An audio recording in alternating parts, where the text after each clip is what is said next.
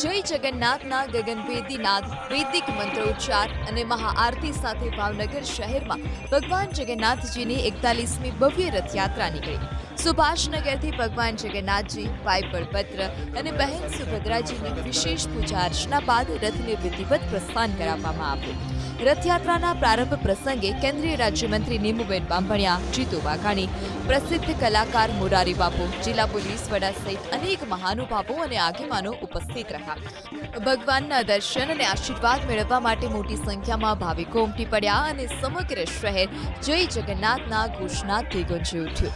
કુલ 17.5 kilometre લાંબી ભાવનગરની આ રથયાત્રા દેશની ત્રીજા નંબરની અને ગુજરાતની બીજા ક્રમની સૌથી મોટી રથયાત્રા તરીકે ઓળખાય છે. રથયાત્રામાં 50 ટ્રક, 20 ટ્રેક્ટર, 15 છકડા, 2 જીપ, 1 હાથી, 8 ઘોડા, દુર્ગા વાહિની અને બજરંગ દળના અખાડાઓ અને મિની ટ્રેન, નાસિક ઢોલ તેમજ ડીજે સાઉન્ડ સિસ્ટમ પણ જોડાઈ. ગાયત્રી પરિવાર અને મહાનગરપાલિકાના જનજાગૃતિ ફ્લોટ્સ પણ આકર્ષણનું કેન્દ્ર બન્યા. ભક્તો માટે સમગ્ર રૂટ પર 3 ટન ચણાની પ્રસાદીનું વિતરણ કરવામાં આવ્યું. ઇંધણની બચત અને ઇલેક્ટ્રિક વાહનોને પ્રોત્સાહન આપવા માટે આ વર્ષે આ રથયાત્રામાં ટ્રકોની સંખ્યા ઘટાડવામાં આવી છે, જેને કારણે સરઘસની લંબાઈ અગાઉની સરખામણીએ ટૂંકી જોવા મળી.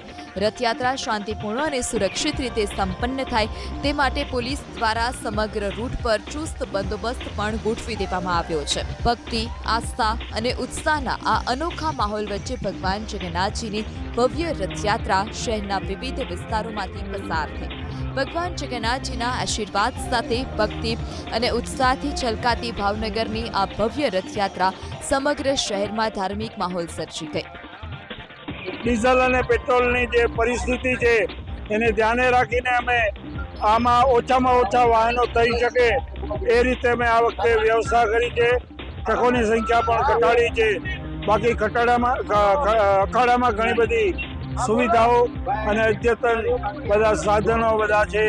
એના દાવપેચ આ વખતે વધારે છે.